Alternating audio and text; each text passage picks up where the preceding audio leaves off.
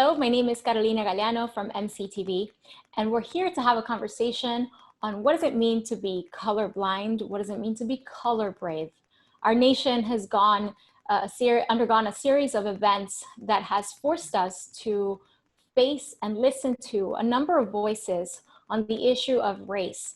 And so here we have with us today three voices from our Montgomery College community who will share and have a conversation about what they think about this and a little bit more to empower us with information, with knowledge, and maybe a little bit of inspiration too.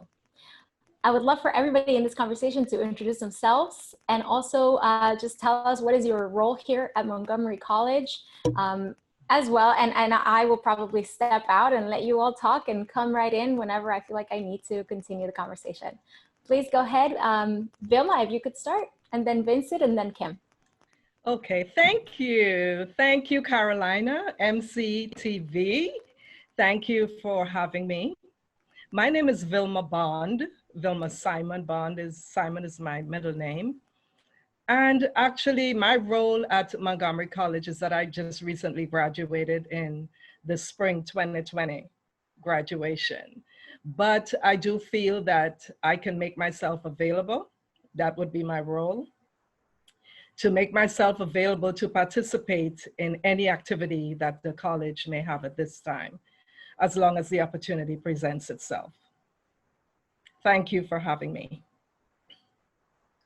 Congratulations, Vilma, on your graduation, recent graduation. And thank you, thank you for having me here at MC. My name is Vincent Atandi. I'm a history professor at Montgomery College and teaching mostly African American history, but also US history.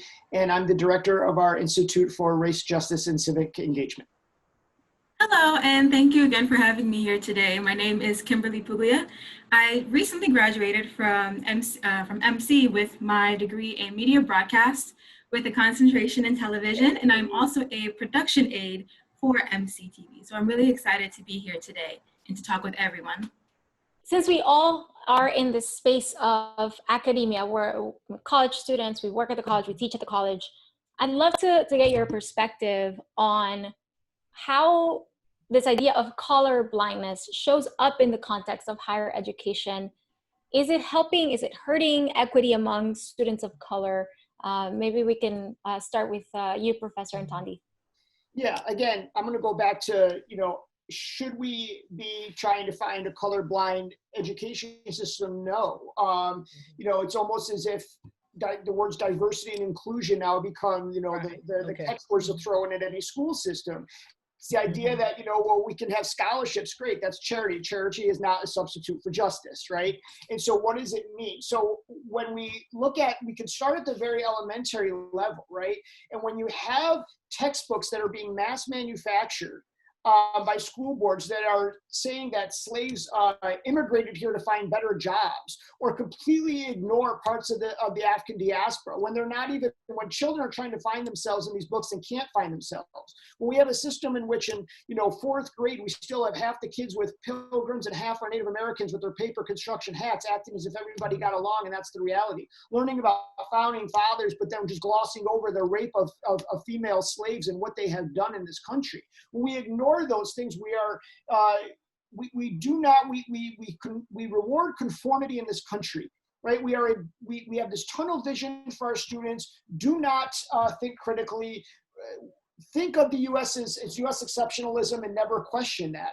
And then that goes on with state curriculums. And then when you get into college, it can stem from all different things. We need more classes. Like in the 60s, students like Kimberly were coming out in the 60s and saying, we need more classes taught by professors that look like us and that are dealing with different courses that look at history from our point of view. Chicano studies, Native American studies, Black studies. This is where those things happen. So we need more of those types of courses.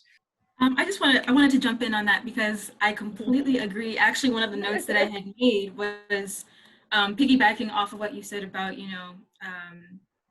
I guess, wealthier areas versus, areas that might need a little bit more help. I think one of the big things about that too is like the underrepresentation of students in honors and advancement placement classes. I forget the statistic, but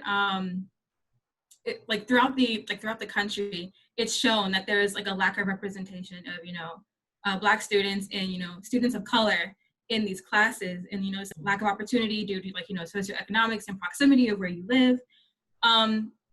But to essentially answer the question, I would say a lot of what we're taught about the history that goes on in this country, most of our lives, is definitely not adequate at all. A lot of it, I would say, is skewed and, inaccurate. And sometimes, in my personal experiences, like, some of our own educators are to blame. For example, I did have a teacher at some point in one of my U.S. history classes. Instead of saying, enslaved Africans or slaves, he tried to downplay the whole lesson and say, housework, or, maids, or whatever the case may be. Trying to call him out on that was, really difficult because, I guess the school was kind of backing him up, and whatever the case may be. And what we do learn about U.S. history in terms of, slavery, civil rights movement, what happened with Native Americans in this country as, pilgrims moved in, a lot of it is downplayed, and we don't learn nearly enough of what actually happened and how any of that stuff is carried up. Actually, I agree with both of you, Kimberly and Professor Vincent. I do agree that, Black history has to be taught more in the United States. I only came to America in 1989, and I just found out last week about the Black Wall Street. It just blew me. I was like, what? They just came in and killed everybody, and then threw them all in a mass grave. The Black Wall Street. I never heard of it. I've been in this country 30 something years, never heard of it. So yes, I do agree. Black history, Native American Indian history is important as well. My husband is Native American ancestry. And so, yes, it is very important that Americans and the people that live here, the vast population of America, need to know of its history. Thank you all so very much for sharing this. I feel empowered, and as we learn and educate ourselves, don't let it go in and out the other end.